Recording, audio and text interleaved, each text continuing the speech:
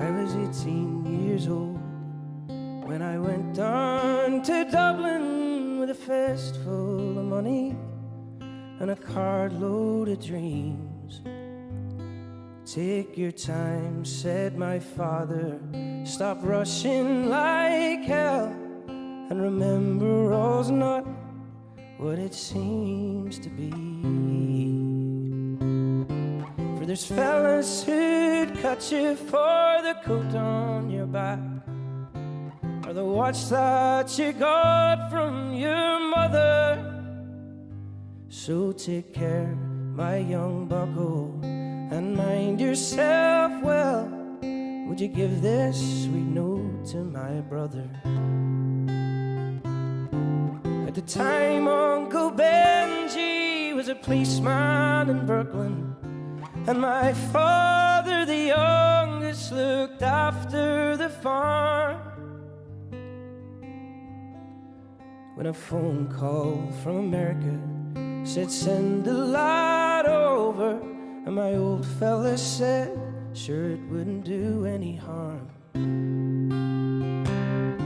For I've spent my life working this dirty old grind for a few pints of porter and the smell of a pond.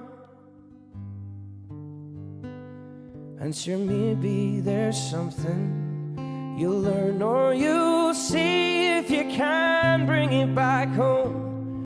Make it easy on me.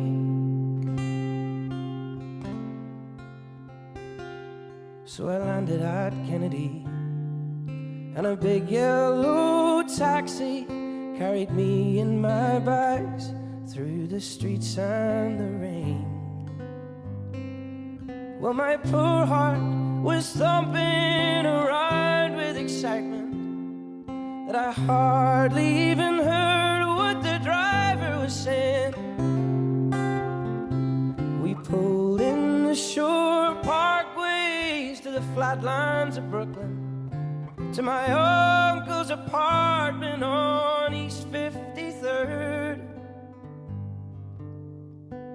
I was feeling so happy, I was humming a song, and I sang her as free as a bird.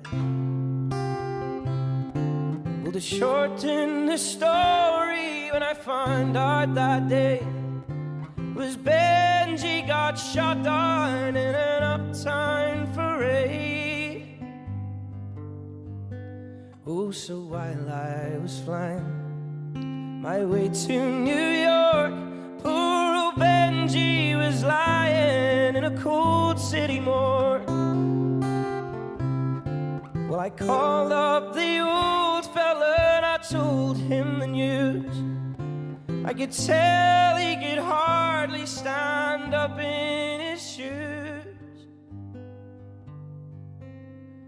And he wept as he told me, go ahead with the plan, and you're not to forget to be a proud Irishman. So I went down to Nellie's beside Fordham Road, and I started to learn about lifting and load. But the heaviest thing that I carried that year was the bittersweet thoughts of my hometown so dear. I went home in December 'cause the old fella died.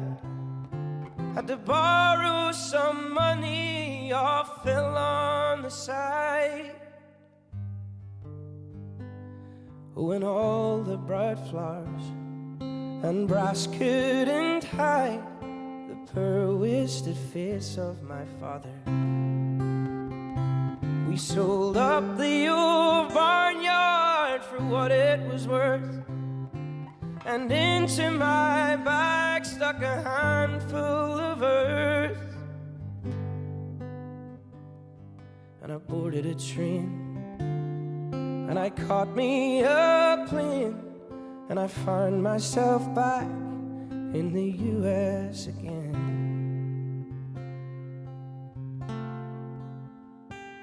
It's been 22 years since I've set foot in Dublin.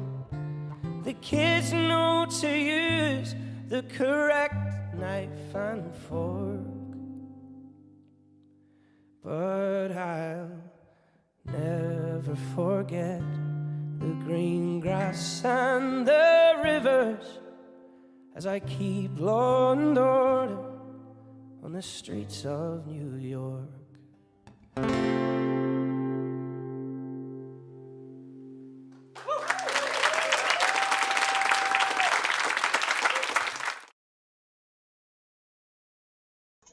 Good evening, everyone. I hope that you enjoyed your weekend, because we're going to be heading back into another week of grueling and just frustrating news concerning what's going on with the country. And, I've been in contact with some people who are other creators, specifically on YouTube, who have been telling me, well, I don't think that I need to really hedge my bets and try anywhere else. But I can tell you that even if you are someone who is trying to stay a good boy and not do anything that is out of the out of the mainstream and avoiding the news and everything, I think that it's coming to be that yes, you might not be banned, but you will be basically clustered into a corner where nobody can see you in terms of visibility on YouTube. So I always do this, and I know some of you might find it tedious and boring, but I think that if you can take a second, try one of these websites. BitChute is working fairly well. I will say that they haven't been able to process a couple videos in the past couple weeks, and that's very frustrating. But you can find me on BitChute. You can find me on Odyssey, right? And I encourage you to find me on either of those, Odyssey or BitChute. Find me on Rumble if that's where you prefer to watch your videos. But watching me on YouTube, I think, is at this point, it doesn't really give me much more of a following. I understand that some of you prefer to watch live, and I hope that in the near future you will be able to watch some of these channels live elsewhere. I actually think, let me check real quick. No, my D Live is not streaming right now, but I am streaming on Twitch if you prefer to use Twitch. And I think my Periscope is still working.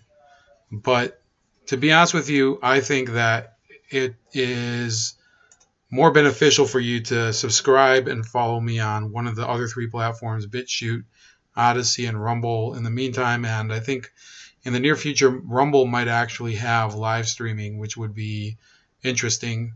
I don't know if it's going to work great. You can also find my newsletter here, the Razor Sharp News Chronicle, and you can sign up. It does not come so often that you have to basically put it in a different folder or put it in the spam or anything. Just try it out. And no, it's not all political, although usually it's related to something political, because unfortunately, everything has to be nowadays. Now, I told this friend of mine, Arjun, that I would review this app called Coop, which is an Indian social media app, and I'm going to do it right now.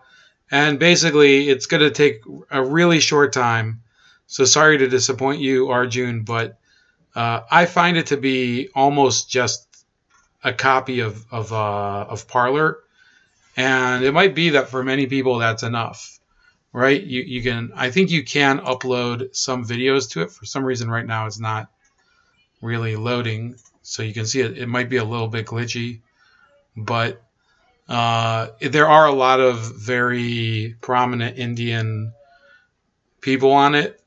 And if you are from the Indian subcontinent, I'm sure that you might have a lot of friends who are trying it out as an alternative to Twitter. I just think it's very similar to Rumble. And if you haven't been following, I've been kind of critical of Rumble. I don't think that they necessarily bring much to the table that is unique or better than any of their rivals. And on that note, we will probably be talking a little bit more about the pressure that is coming as a backlash to big tech from some of our foreign counterparts in Canada and Australia, members of the Commonwealth, right? And potentially in the future from France, from Turkey, from other countries that are saying, well, it's all well and good that big tech is able to suppress the free speech of people we don't like, but what do we get out of it, right? So what if they suddenly decide to turn against us? And that's generally where I would say is the true limit of censorship, or of corporate censorship more specifically, because corporations are able to censor people based on their phony beliefs that they circulate through their different social media accounts and the way that they present themselves to the public as harbingers of a new, more progressive society. And it works up until finally people start to say, do we actually need these people to tell us what to think? And I'm talking about world leaders. Do you think that it's any coincidence that a few years ago, Vladimir Putin said, well, why do I need these social media giants to tell me how to run any of these websites? I'm going to give them rules.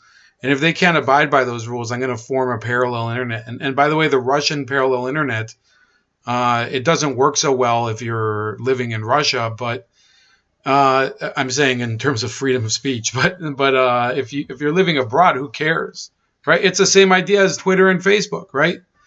If you don't live in the United States, if you live in one of these countries abroad, you might not necessarily have that much of a difference in terms of your rights on those platforms. So the same thing can work in reverse. Now, these countries, Russia and China especially, they were pioneering this, ironically, right? Not to justify any of the other stuff that they do, because I'm not saying that they're perfect examples of looking after the interests of their constituents, but they have basically said, well, we don't play by the rules of the corporations. That's kind of, it works the other way around. They're supposed to play by our rules, and if they can't, then they don't belong in this country, right?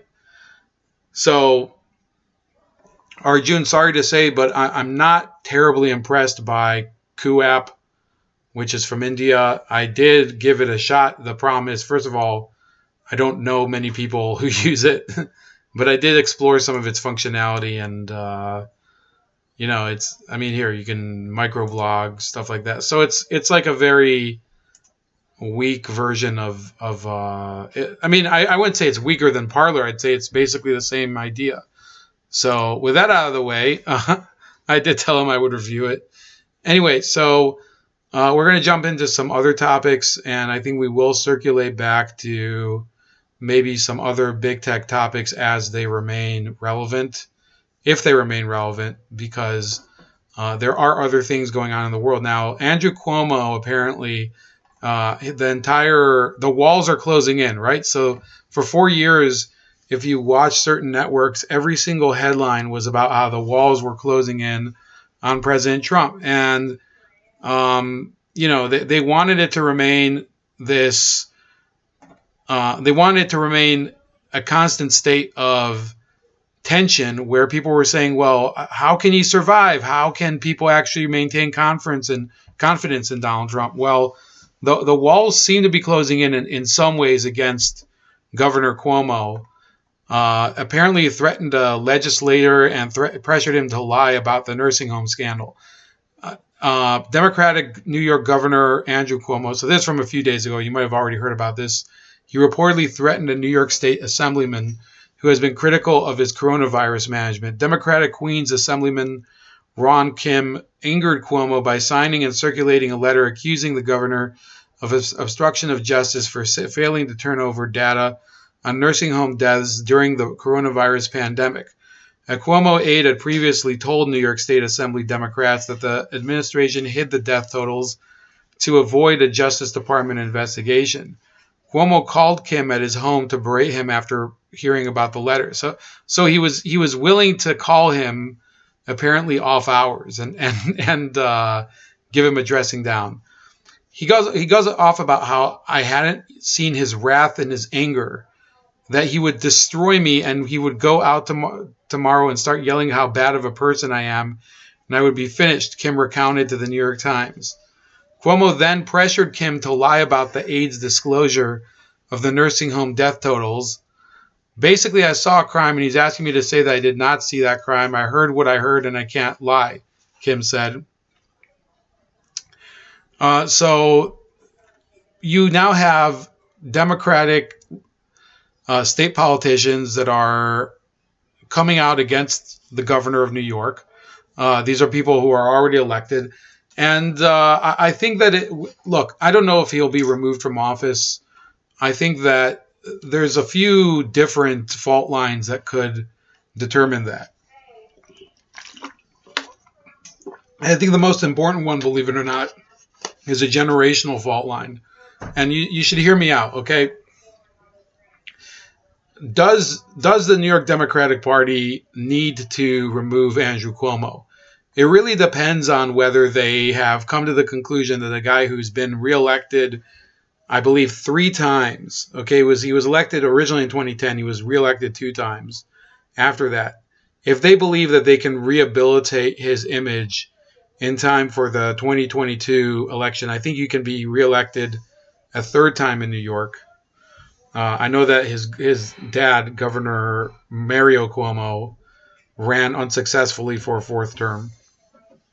So do they think that he can be rehabilitated? I don't know. But the other issue with Andrew Cuomo is that when somebody remains in office for so many years, you have this backlog of people who are looking to climb the ladder, and they can't get anywhere because this guy is basically holding on to the seat of power. And that's something that I think people will start to use in order to basically crowbar him out of office, right? So the Democrats, so long as he's in office, yes, they could live comfortably, but they can't climb higher than they already are. People like this Ron Kim, right, who I don't know if he has any designs on becoming governor, but they know that so long as Andrew Cuomo remains in the governor's office, first of all, it becomes harder for some of them to climb higher. And second of all, I know that many of you are probably saying, well, who cares? You know, the Democrats are going to continue to win elections all over the country because of the insecure election system, right? Or the unsecured, I think that's the proper way to say it, election system in blue states and even in some red states, right? Think Arizona and Georgia, for example.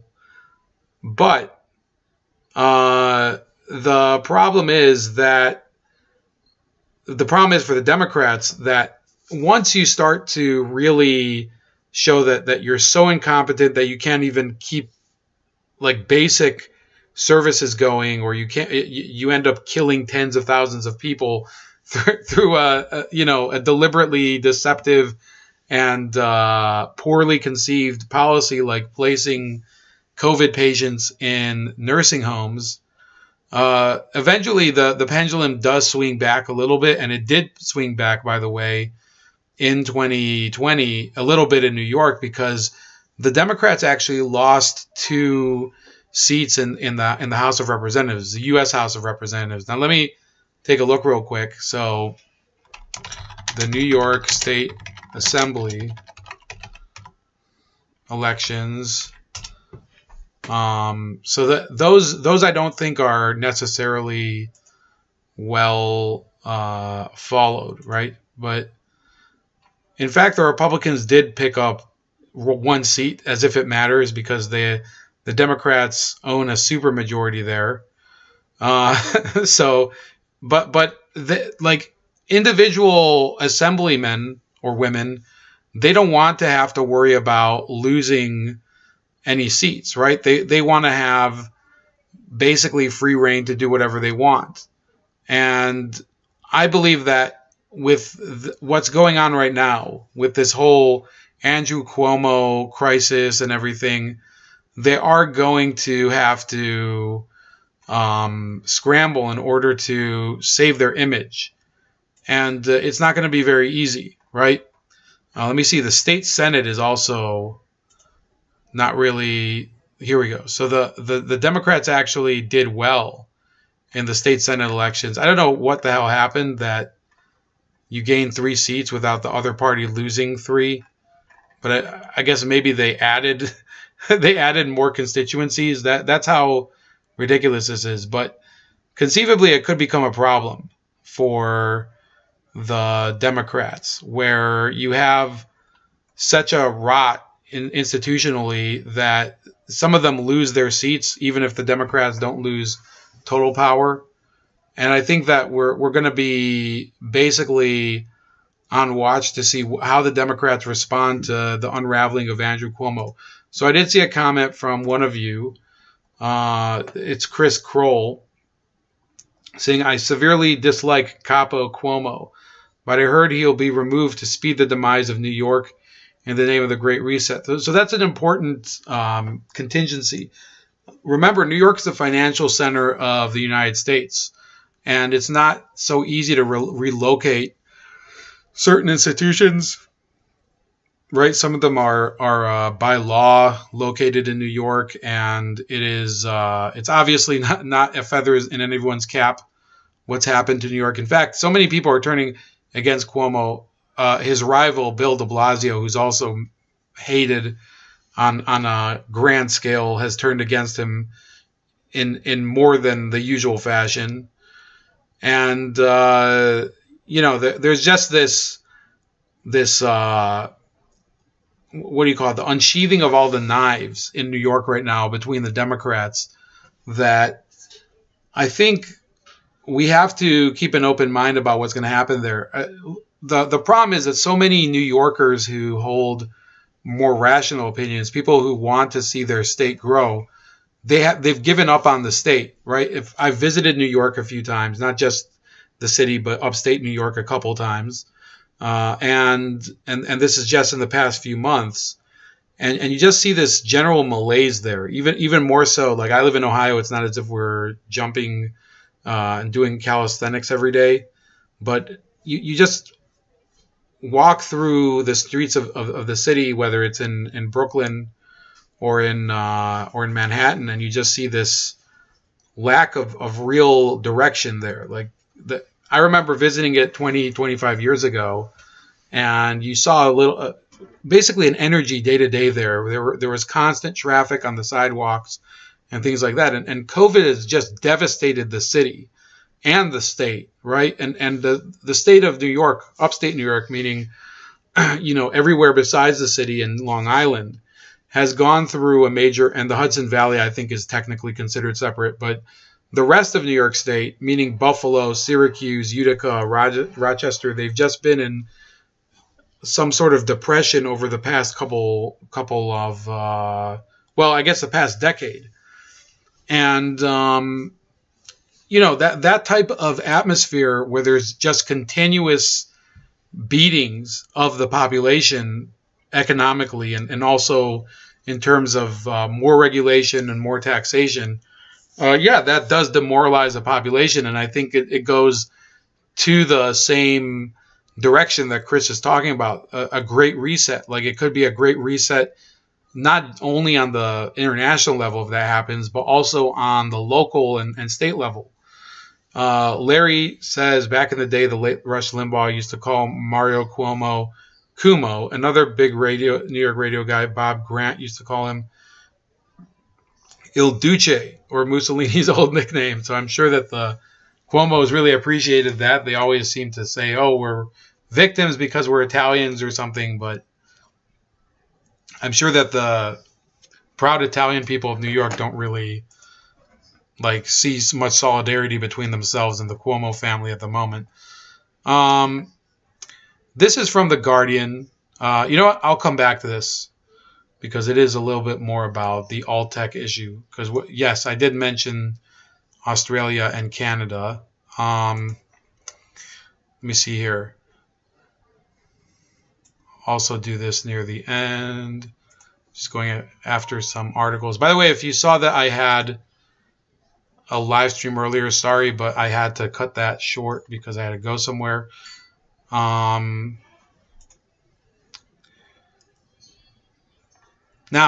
we're going to be covering a little bit more about the Lincoln Project and similar Never Trump movements this week. I do have an article that is slated to come out tomorrow from American Greatness concerning not the Lincoln Project, but actually a different group of Never Trump so-called conservatives called Stand Up America and their potential movement and their leader, Evan McMullin, and some really financial issues that they had, not so much the sexual grooming that these idiots from the Lincoln Project were involved in, that somehow they looked at themselves as these moral sentinels of conservatism, and then in the meantime they're guarding the secret of this literal pedophile in their midst. And so this is from, let me see here. This from The Guardian, okay? Andrew Cuomo and the Lincoln Project were media-created debacles. What now? It's from David Sirota and Andrew Perez. So David Sirota is a very far-left commentator. He was Bernie Sanders' speechwriter, I believe, in either 2020 or 2016. I know he had some role in 2020. And he has come out as one of the people who is a little bit more towards the force the vote side and fighting against the establishment of Nancy Pelosi on the left, which I don't really think that they're ever going to succeed. I think that those people who bought into the Bernie Sanders campaign in 2020 were, they were digging their own graves, right? They're not going to get anything out of it. And they should have been thinking about this during the Trump term, what to do about creating a viable left-wing third party, which they didn't. In the chaos of 2020, the National Press Corps used all of its magical myth-making and storytelling powers to conjure two towering political heroes for a country in crisis. From the maw of the media machine, the New York Governor Andrew Cuomo and the Lincoln Project emerged as our alleged sentinels bravely battling a deadly pandemic and an authoritarian president, and supposedly leading us with principles and morality into a new era of accountability and integrity. So Black Hebrew Israelite is in the chat. He's a friend of ours from the Hard News Network broadcast. He says the Democrats in New York really hate the Jews. That's right. What happened to Pence? Apparently, so the Lincoln Project ran this ad in January making fun of Pence, even after he, remember, like Mike Pence supposedly stabbed Donald Trump in the back. I don't think that Mike Pence performed necessarily good in that circumstance, but at the same time, I don't know if he made the wrong decision or not. So sorry if I have to sit on the fence there, but I'm not sure exactly what he was supposed to do in that situation. It's a little bit of a gray area, let me put it that way. But this is an ad that I found before I went on the air, Black Hebrew Israelite. You might find it a little amusing what the Lincoln Project said about him, even after supposedly he stabbed the Trump administration in the back. A triumphant leader has emerged to take the MAGA movement into the future. Mike Pence. Courage is in short supply in Washington these days. While the divisiveness in this country has reached violent and frightening proportions, Mike Pence has proven that sometimes doing nothing is the most courageous act of all. And no one has done nothing more than Mike Pence hasn't. Other Republicans abandoned the president, while yet more continue to support him. But Mike Pence, using his decades of experience, knew that the best thing to do was nothing at all. It may look to the untrained eye as though Mike Pence is complicit in everything that's happened, but the truth is he's never liked Donald Trump. In fact, he's totally giving Trump the silent treatment. He's speaking less to President Trump than he would to a female subordinate at a lunch meeting. That's the kind of resilient inaction America is in dire need of during these uncertain times. Mike Pence for president. Exactly the leader we didn't realize we needed to not have.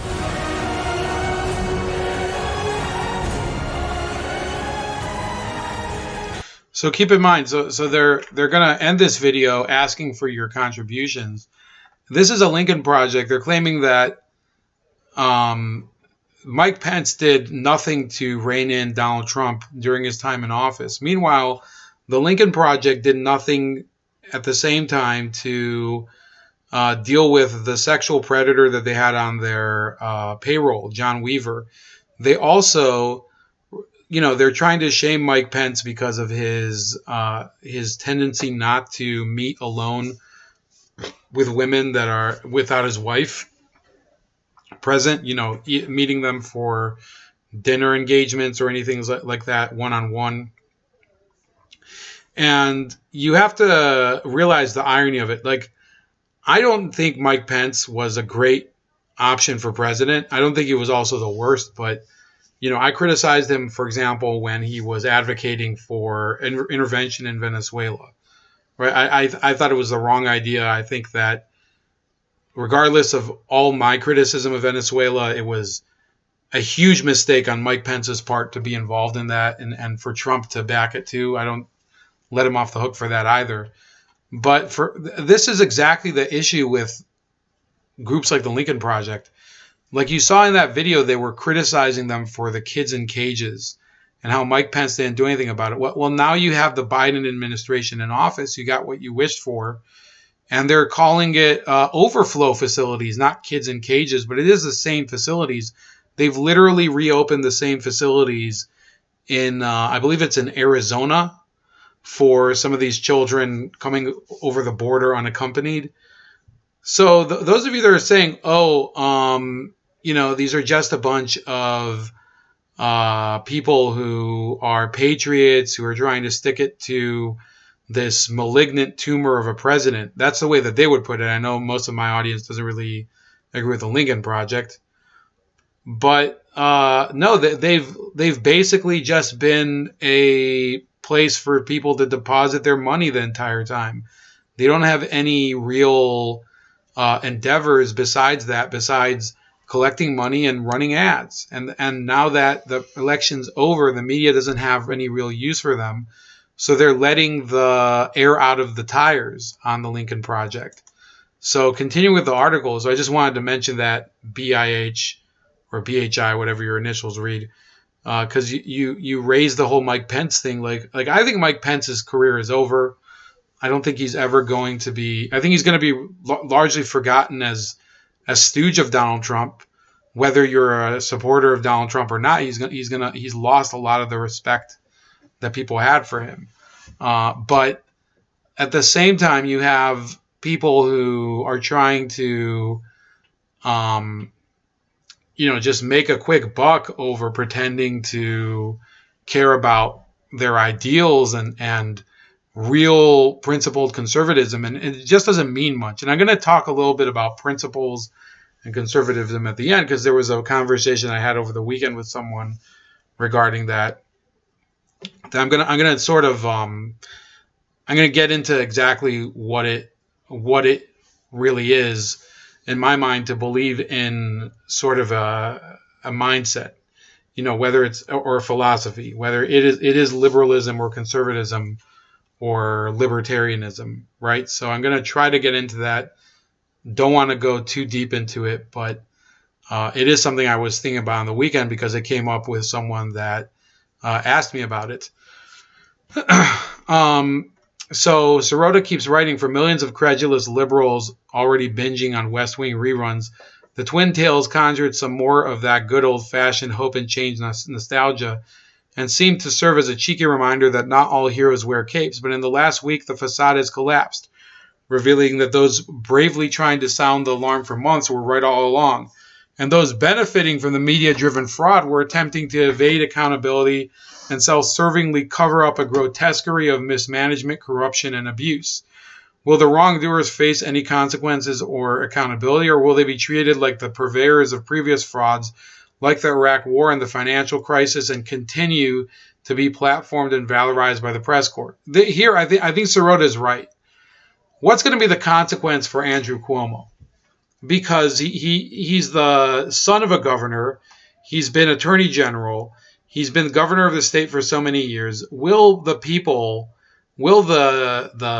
justice system in New York State actually hold one of their biggest VIPs accountable for the things he's done or hasn't done in terms of the COVID crisis, right? The details of the two tales vary, but the narrative arcs are eerily similar. That they crescendoed in the same single news cycle makes their cautionary tales all the more poignant. In Cuomo's case, the Democratic governor's aides were caught on tape effectively admitting that they, quote, froze and did not release the details of thousands of nursing home deaths from COVID-19 because they feared consequences from federal law enforcement officials. And this is what it says. We were in a position where we weren't sure if they were going to give to the Department of Justice or what we give to you guys, and what we start saying was going to be used against us. Cuomo's top aide told New York legislators on Wednesday. The comments were first reported by the New York Post. No doubt, Trump's Justice Department was as highly politicized as Cuomo's advisors feared, but that is hardly a legitimate justification for hiding details of thousands of deaths. And the framing of it as some innocent, unplanned, deer-in-the-headlights slip-up is absurd, considering the context.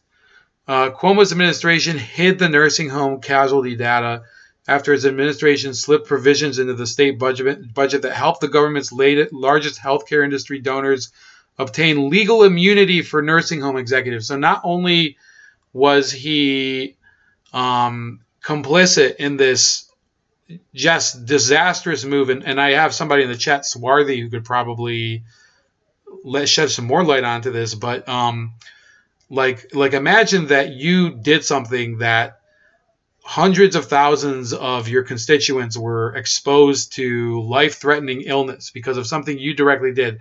Now, I believe it was numbering in the tens of thousands or up to, 15,000 that actually did die of COVID, partly as a result or mainly as a result of your decision.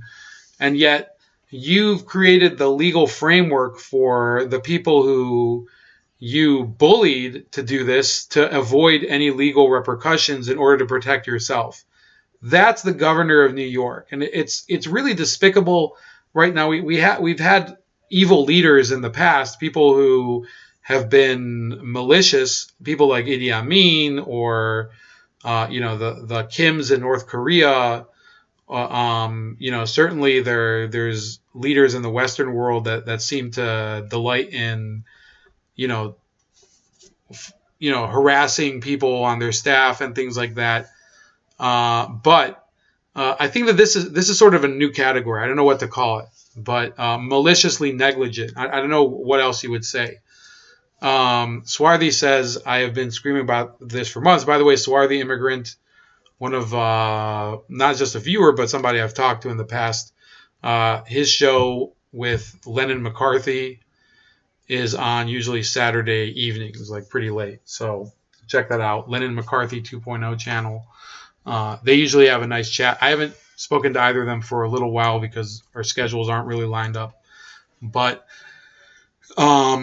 he lives in New York City area, and it's basically been that type of battle for months and months where people are saying, why is this idiot being idolized by the national media when so many people in the city and upstate as well know what he's been wreaking on their healthcare system, right? And it's like Swarthy is asking if he can come on. Let me think. How did we get you on that last time? But you know what? Maybe we should set up a time a different day, because I think it'll get too long and I do have to wake up for work tomorrow. But I'd definitely appreciate having you back again, especially since this is going on and also what's going on with Gavin Newsom. I'm sure you could probably discuss that a little bit too. Both of us know people in California. So, we'll definitely catch up sometime. You're absolutely welcome, but I was not expecting to have a guest today. As the nursing home death toll mounted, the media campaign to valorize the governor intensified. In effect, burying the casualty information constructed two liability shields, one for a healthcare industry that dumped millions into New York Democratic Party coffers, and another for Cuomo himself. It deprived Kim and other legislators of real-time data, buttressing their arguments to halt the corporate immunity law, which was being replicated by other states and by Republicans in Congress. It also shielded the governor from political blowback for both his mismanagement of the crisis and his fealty to donors. So let me make it clear here. I don't support the fact that the Republicans gave them immunity in Congress, but there would be no way for them to get that immunity passed without Pelosi and Schumer going along with it. So, no, it was a fully national effort by both parties, but especially by, people like Cuomo on the state level, people like both McCarthy and Pelosi and Cuomo and Schumer and McConnell on the national level. So you just have a two-party system that's lockstep with the healthcare industry, right? And that's one of the reasons I think that you have a distrust of all these institutions, because they're just they're contributing to both of these parties. They're making it into this whorehouse where people who actually depend on this healthcare have to realize that they're the product, right? Just like we're the product on social media, right? I'm on YouTube. YouTube isn't really using me as a resource for, attracting new viewers. They're using me as a resource to attract potentially viewers for ads, right? And I'm not getting paid for it. A lot of YouTubers are not getting paid for it, but that's, that's all well and good, right? I have to accept that the way it is. That's why I'm promoting alt tech. But imagine if you're somebody who you're one of these indigent people, maybe you are committed to one of these state, healthcare facilities, and you're on Medicare or something, and you're basically a way for the state to allocate resources to this moribund healthcare system. And by the way, not just for public healthcare, for private healthcare, right? People who are in private nursing homes as well. A lot of them are subsidized by the state too. A lot of them, even if you're not subsidized, and you're not really having your interests served by the people in power. The people in power are serving the interests of those who control the facilities that you're in.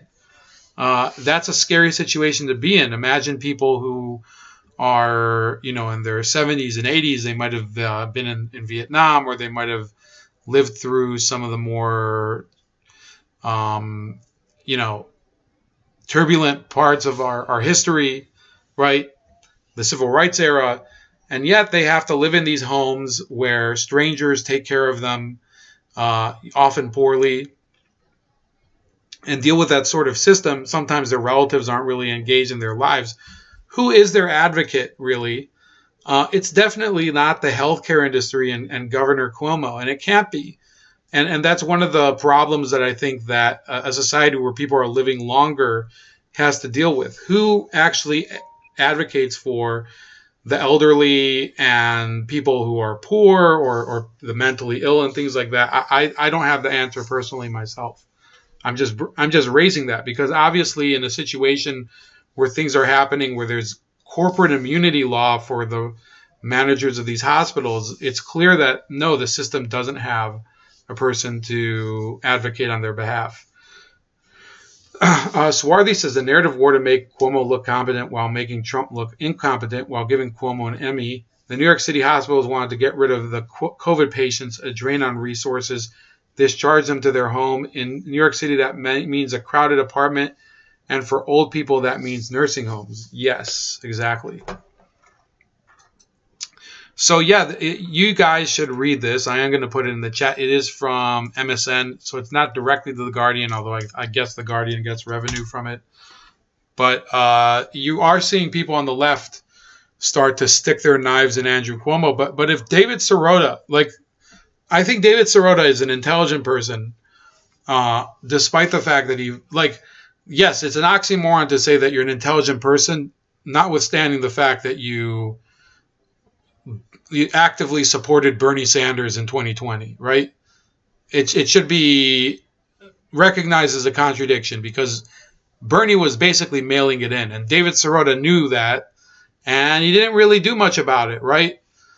So he himself is complicit in the same issue that he's talking about right now, where a lot of these people on the left, they were watching as Cuomo was getting all of this fawning media coverage, including from his own brother at CNN, including from Good Morning America and the local media in New York City, like what is it, PIX TV, and they weren't doing much about it, and that's really the problem. That until people actually die from these policies, I think people on the left don't really care, right? And there is no, like, I want it to be clear, I'm not leaving people on the right off the hook, right?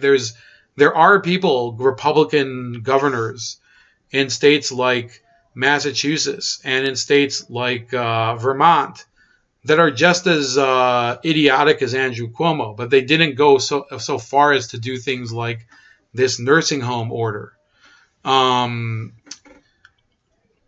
So yeah, Swarthy, I agree regarding why they're stabbing Cuomo in the back.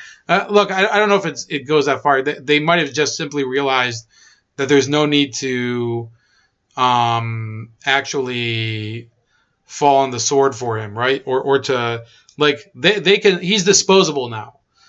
So this is another story from Mashable about the Lincoln Project, and like, where were these people up until now? Unfortunately, I think that people's prejudices get in their way. They get in the way of their better judgment, right?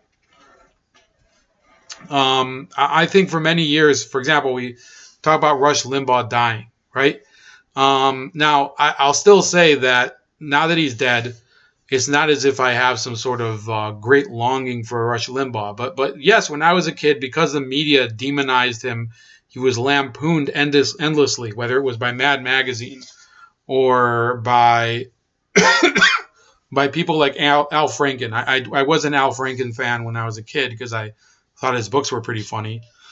I didn't like Rush Limbaugh, and then it took many years for me to realize that the people who were making fun of him, it was really more about style than substance.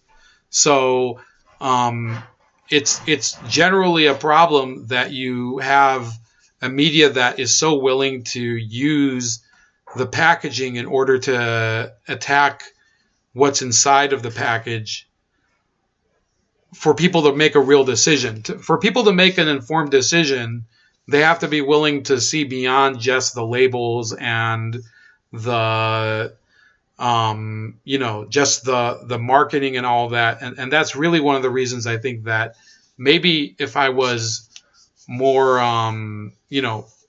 if I was older at the time, if I was part of the professional, if I was working in the industry that I was working in lately, back when Rush Limbaugh was super popular, let's say in the 90s, if I was in my 30s or something, I probably would have found him more agreeable, but it just never happened. I think it's a generational thing.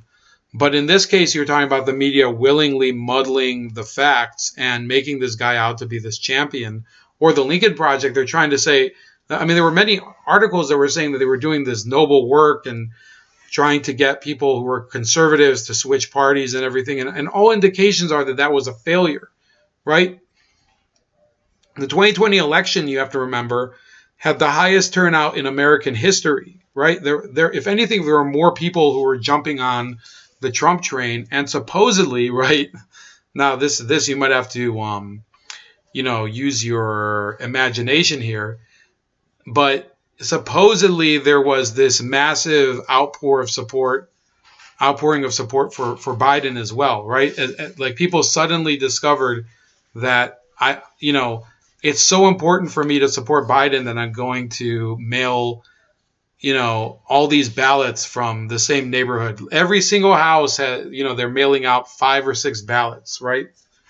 Record turnout from neighborhoods where less people have lived there than ever, right? They've actually have net population loss in quantities of like 20% over the past few decades, like Detroit, right? Where there are entire streets that are abandoned.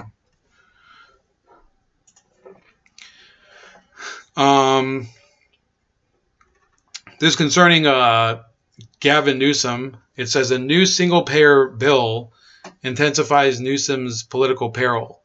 While the measure does not assign a price tag to the overhaul, a separate single-payer bill that failed in 2017 would have cost an estimated $400 billion each year. A group of Democratic state lawmakers introduced legislation Friday to create a single-payer health care system to cover all Californians, immediately defining the biggest health policy debate of the year and putting enormous political pressure on Governor Gavin Newsom. The Democratic governor faces an increasingly likely prospect of a Republican-driven recall election later this year. The single-payer bill adds to his political peril from the left if he doesn't express support, and from the right if he does.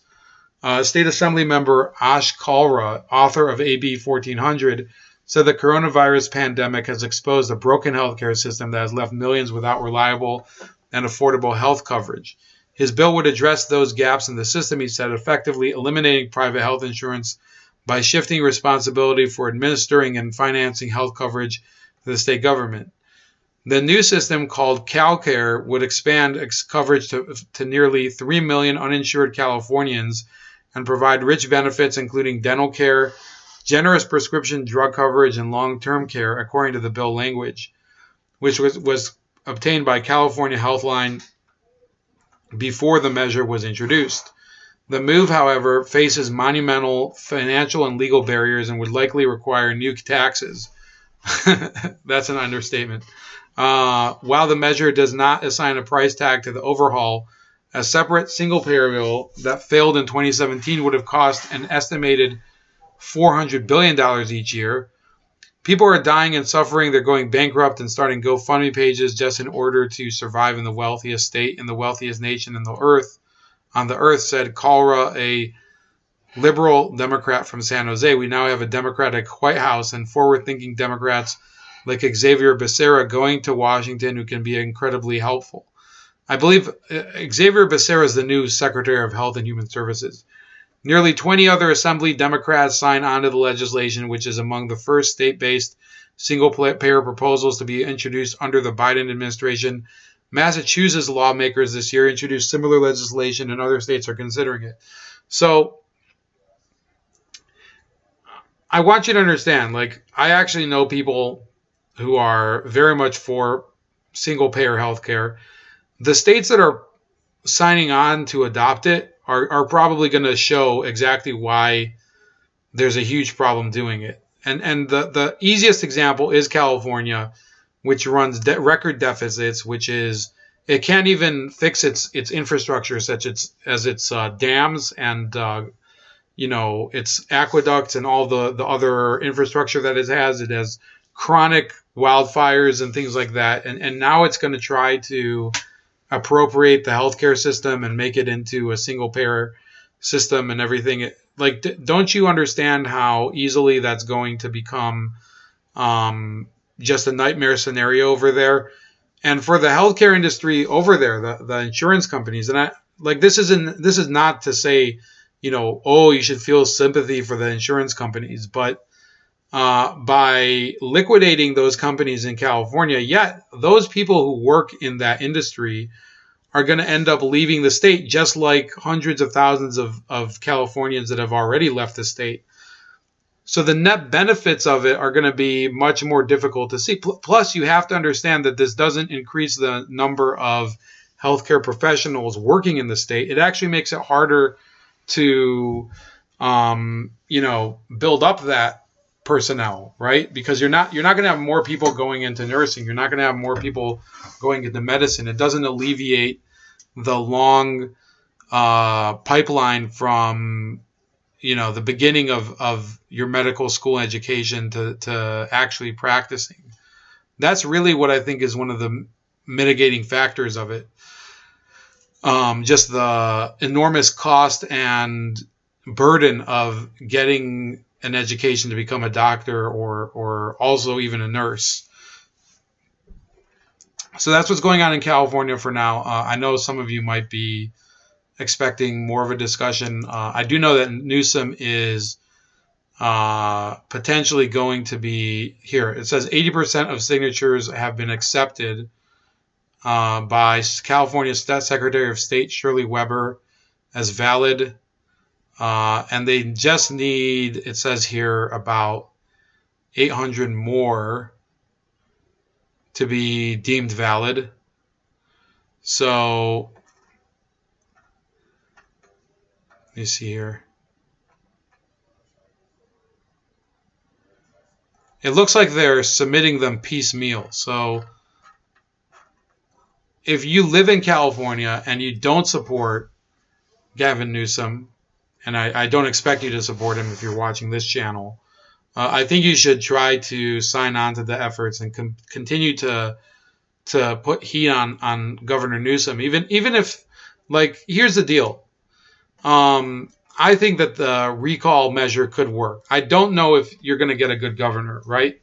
I don't have confidence in the electoral fabric of either New York or California, right? So there could be a worse governor than Andrew Cuomo, believe it or not, taking power in New York. There could be, believe it or not, an even worse governor than Gavin Newsom.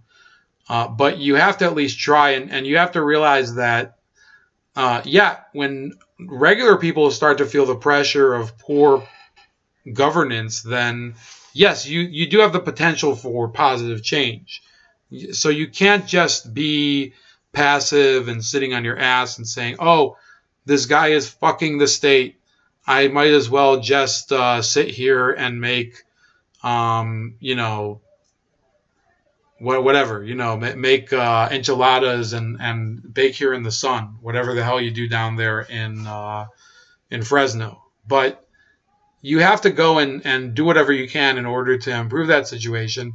Or, and like this is a hard choice to make. A lot of people are legitimately uprooting and leaving California, going to states like Arkansas and Oklahoma and Tennessee, and even here to Ohio, in order to escape that situation. So people just have to make that decision. Are you going to sit there and be miserable, or are you going to do something? And I think more and more people are trying at least to do something. And that's why he's trying to at least lift the lockdowns slowly and make it more possible for people to go back to their normal lives. Now, the teacher unions aren't helping him do that, but he's definitely feeling the pressure. And if Gavin Newsom falls, I think it presents a major problem for a lot of these other lockdown tyrants who are hoping to use their power on the local level to build for a higher office and more control after that. There are two contested elections that are occurring right now, apparently in Congress. Apparently one of them is in Illinois. And I don't think that one's going to flip back to the GOP. But there is one in Iowa where the Democrat is trying to contest the election that was run by Republican Marionette Miller Meeks. Now, I covered this, I think, even back in December when this was just being litigated. It was just being litigated in the courts, or not even in the courts. It was being litigated through election judges. And Rita Hart, who is the Democrat, didn't even appeal in court. She just said, well, I'm going to go to Congress and try to get seated because they'll say, oh, well, the wrong ballots were invalidated. So Swarthy is saying it's a 7-vote difference. Actually, officially, it's 6 votes.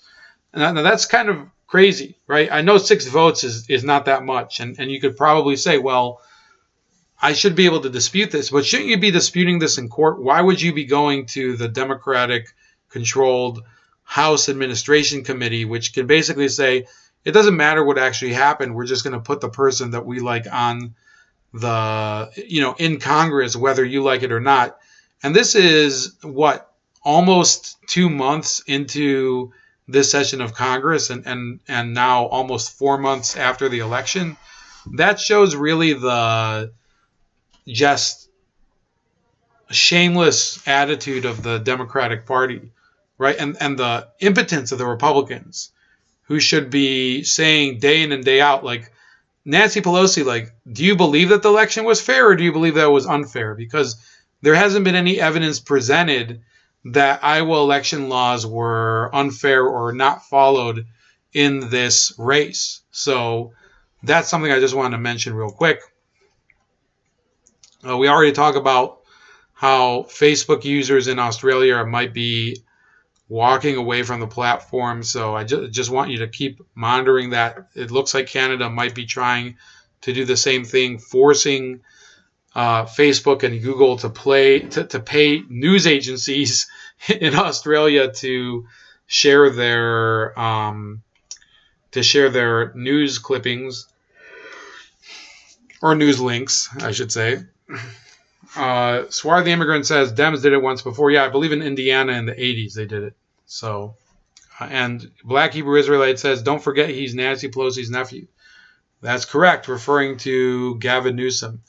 One last news story to talk about. Apparently, Neera Tanden, who is the Democratic nominee for head of the Office of Management and Budget, is having a real problem getting confirmed.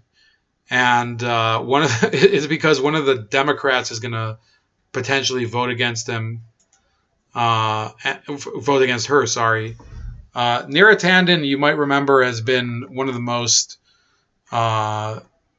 vicious attack dogs for the Hillary Clinton machine when she was head of the Center for American Progress. Now, the issue I think that's here is I hope that this could force Manchin into becoming a little bit more of a swing vote. I'm not terribly confident. I don't think that Joe Manchin has a great moral compass, but it might be that he's deciding at this point, what do I need from these Democrats? Like, they're not really benefiting my state. They might end up getting me voted out in 2024 when I'm running again. And it could be that the Democrats are losing control of Joe Manchin, who's the senior senator from West Virginia. She's by the way, she's called Senate Minority Leader Mitch McConnell, Moscow Mitch, and Voldemort. And she's also been pretty vicious against Bernie Sanders. And this is the irony that, why is it that we have still people who continue to carry the torch for Bernie Sanders who won't even stand up for himself? Bernie Sanders should have been the first person to stand up and say, yeah, I'm not voting for Neera Tanden. I don't have any interest in doing so. She's attacked me. She's attacked my supporters. She's called them Russian bots. She's slandered them over and over and over again. Instead, you have Joe Manchin, who's the opposite of Bernie Sanders, saying it. And that just shows how much of a spineless loser he is, right? So that's as far as the Neera Tanden story goes. If she is not confirmed, that would be a little bit of an embarrassment for the Biden administration. You never like to see your nominees being defeated by your own party, or a member of your own party at least. So with the remaining time, I think I'm going to do, let's see here. We've been going on for about an hour. So this weekend, somebody was talking to me, and they're asking, why is it that you became a conservative or something? And I had to clarify, I don't really consider myself politically necessarily a conservative, right? I think there's many topics where conservatism isn't really the best definition of my views, right? The first being drug policy, right? I don't believe people should be locked up for addiction, right? For issues concerning their addiction. I think if you are in prison and you are addicted to a heavily addictive substance, right? Something like methamphetamine or crack cocaine, the concern of the system should be to rehabilitate that person, right? Unless it's obviously there's serious crimes that could have been committed, such as murder or rape that if you're under the influence of either of those drugs. I don't think that justifies either of those, but I don't look at my position on those things as being conservative, right? Because I think that if you're constantly going to be looking at the prison system as punitive towards the people that are being processed through it, then you're just going to be endlessly building it up, right? You're going to be creating a parallel society that's constantly behind bars. So no, I don't think that. I think that that's a major fault line between myself and the conservative movement, right? Another area I think where I differ from the conservative movement is separation of church and state. I don't think that we should have, any religion having an established role in our government or in our institutions, right? But, I don't have any objection, for example, if your town square decides that they want a nativity scene, or I really don't care. I think certain localities could have cause to say, look, in this locality we have many more people who are, Episcopalians or Catholics or whatever, and we're going to put a nativity scene there. If that's what they want, I think that that's an acceptable level, and I don't understand why there's constantly lawsuits about things like that. But no, I don't want people to be taught religion in public schools, right? I think that they can learn it on their own time, or they can have expansion units, or their parents can do that at home. So in that respect, I didn't go over this with the person I was talking to, but yeah, I think I'm not really the same as the garden variety Ben Shapiro or Glenn Beck, or whoever you want to hold out as your example, Tommy Lauren. So no, I don't consider myself the cookie cutter conservative. I consider myself a little bit more of a libertarian, right? But the reason that I was telling him that many people, despite their better instincts, they end up supporting the GOP, they end up supporting people like Donald Trump, is because of the extreme measures that the Democratic Party is implementing day to day, right? So, people like Suar the immigrant, he's if you listen to his chats with Lennon McCarthy, he typically says, I'm not conservative, I'm anti-establishment, and it has nothing to do with the Republican Party, right? So he ends up voting sometimes for Republican candidates, or if he votes at all, he'll maybe vote for Republican, right? Now, the fact is, there is no libertarian party that is actually representing libertarianism as a viable philosophy, right? The Libertarian Party has become completely cucked. They've embraced a lot of the same values as the Democrats in terms of intersectionality, and in terms of they don't want people who speak hate speech within their ranks, right? So there are some intelligent libertarians left, but they're not really significantly functional, right? There's people like Larry Sharp, if you live in New York, who have interesting ideas, but I don't think that they're really going anywhere, unfortunately. And believe me, I'd like it to be different. I gave money to Sharp, even though I don't live in New York State. So what am I driving at here?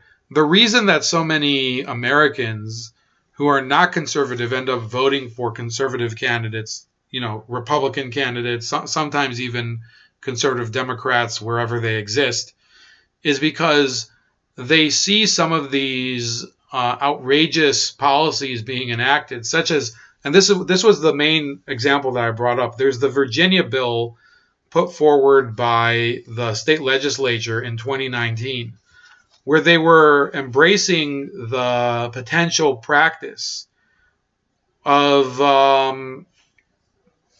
allowing a child to be born and then aborting it, right? Postpartum abortion is something that it's a nightmare scenario, even for many people who consider themselves pro-choice, right?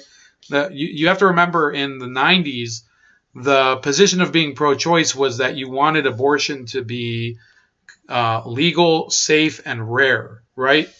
And nowadays, abortion is in many ways considered a virtue, among the cultural left, right? They consider it to be some sort of sign that you're an independent person, that you don't look at yourself as as some sort of traditional broodmare or just a baby making machine or whatever. And that's something that I don't even think that in the 70s the pro-abortion movement would have considered to be acceptable, right? Like, unless you're talking about some of these pro-abortion extremists.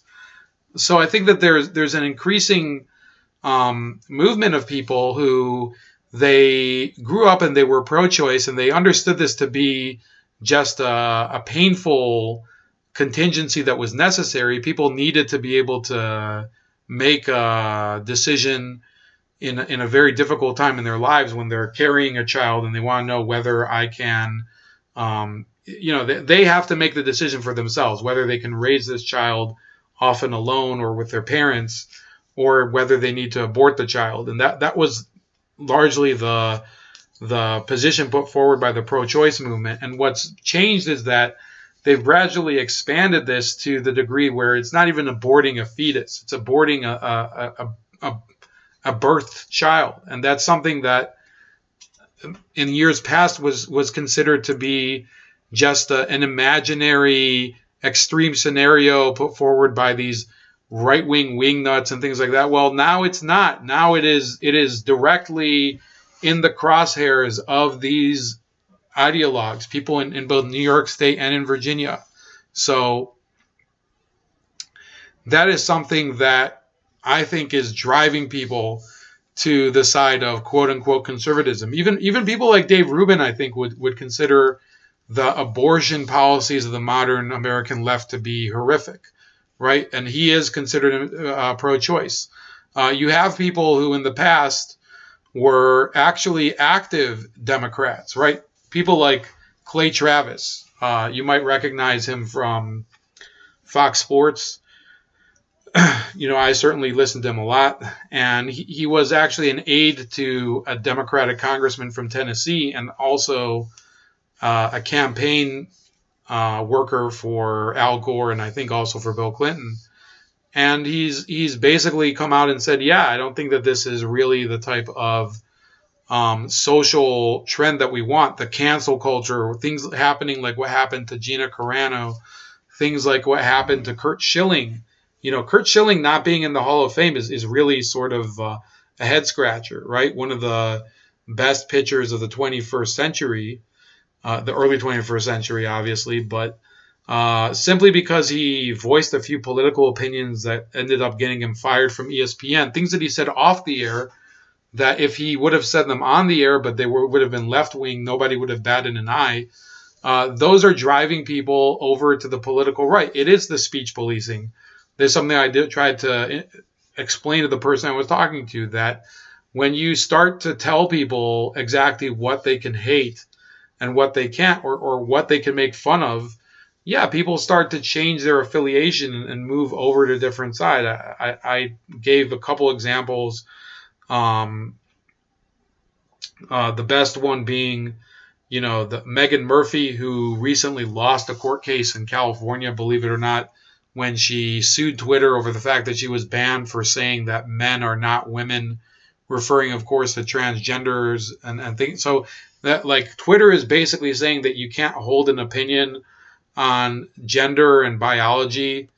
That's something that you find acceptable as a liberal. I was saying to the guy, and he was saying, well, why is that freedom of speech? I said, well, so if I make fun of somebody for having a big nose, should that also be banned from Twitter? And he's like, yeah, because that could be anti-Semitic. And that's basically where we're getting to the point where if you say something that could be construed as a stereotype against somebody, even if nobody is involved in the conversation, like if you say that somebody who is clearly not Jewish, you make fun of their big nose, right? And that becomes an anti-Semitic slur simply because you are so sensitive that you think that it's automatically associated with, that stereotype. That is the sign that it's no longer a free society. And that's essentially why people are not conservative, but they become identified with conservatism, right? So people who know me, these are people in my real life, they associate me with the conservative movement. It's just not really the case, right? I just gave you very clear examples of policies that I am at variance with the conservative movement that would, not even 20 years ago, like now, they would make me an outsider within the conservative movement concerning drug policy and also concerning separation of church and state, right? There are many, of course, areas where I do agree with them. The Second Amendment, the state of healthcare in the country, I would say I'm definitely more to the right. Regulation, states' rights and private property and things like that. And generally I'd say that I'm on the libertarian side of both the right and the center, right?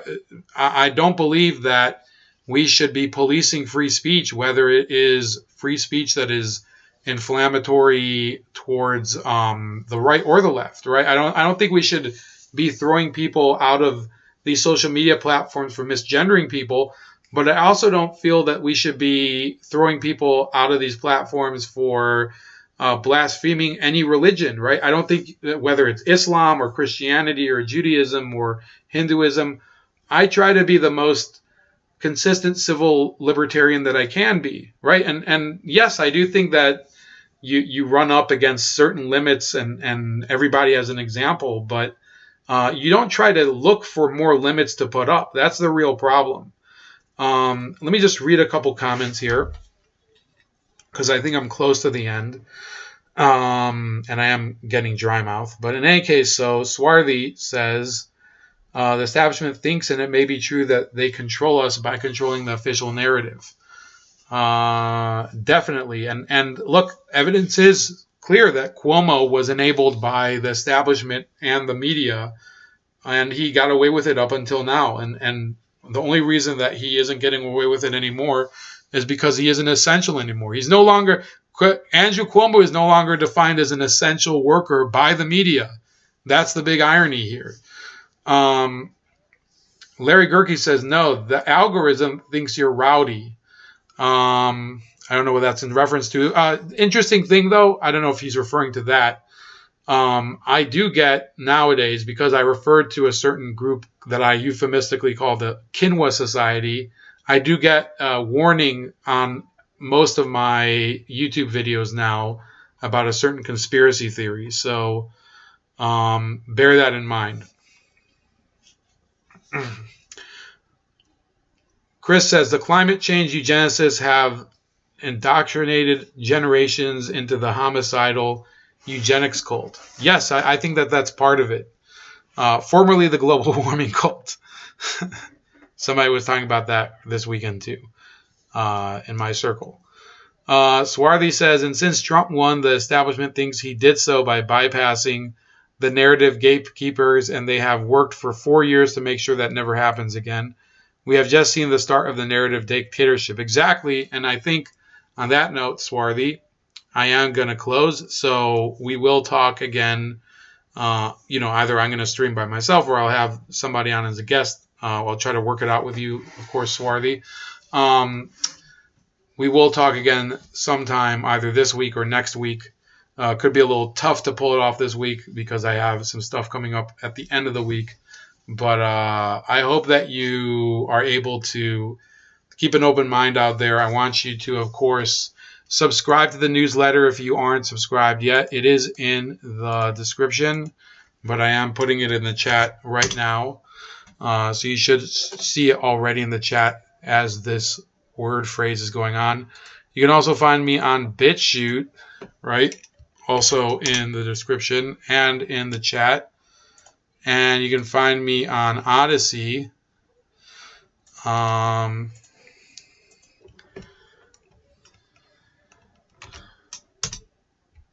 So yeah, Swarthy, yeah, no problem. Whenever you can catch it, I know that people are busy, and you can also find me on Rumble, and believe it or not, you can find me on Coop right now, although it doesn't really work that well. So that's about it. Take care, and see ya next time.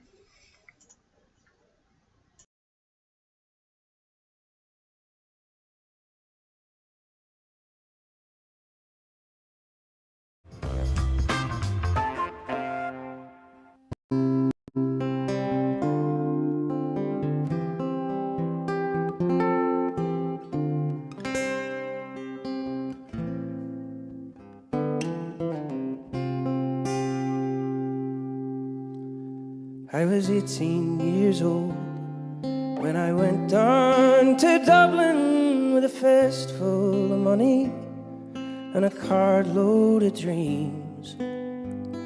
Take your time, said my father, stop rushing like hell, and remember all's not what it seems to be. For there's fellas who'd cut you for the coat on your back, or the watch that you got from your mother. So take care, my young bucko, and mind yourself well. Would you give this sweet note to my brother? At the time, Uncle Benji was a policeman in Brooklyn, and my father, the youngest, looked after the farm. When a phone call from America said send the lad over, and my old fella said sure it wouldn't do any harm. For I've spent my life working this dirty old grind for a few pints of porter and the smell of a pond.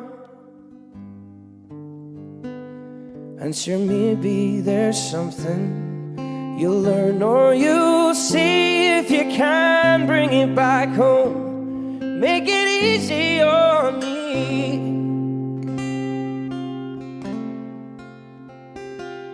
So I landed at Kennedy, and a big yellow taxi carried me and my bags through the streets and the rain.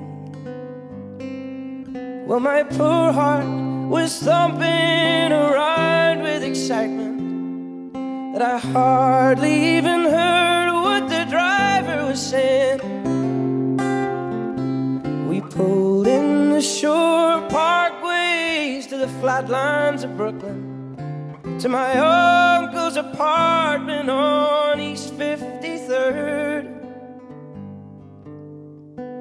I was feeling so happy, I was humming a song, and I sang her as free as a bird. Well, to shorten the story, when I found out that day was Benji got shot down in an uptown parade. Oh, so while I was flying my way to New York, poor old Benji was lying in a cold city morgue. Well, I called up the old fella and I told him the news. I could tell he could hardly stand up in his shoes. And he wept as he told me, go ahead with the plan, and you're not to forget to be a proud Irishman. So I went down to Nellie's beside Fordham Road, and I started to learn about lift and load. But the heaviest thing that I carried that year was the bittersweet thoughts of my hometown so dear. I went home in December 'cause the old fella died. Had to borrow some money off Phil on the side. Oh, and all the bright flowers and brass couldn't hide the pearl-wisted face of my father.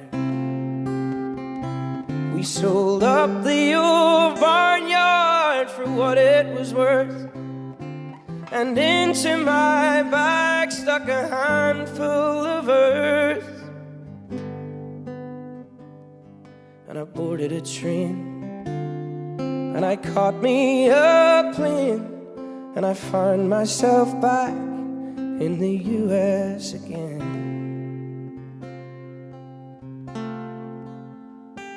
It's been 22 years since I've set foot in Dublin. The kids know to use the correct knife and fork,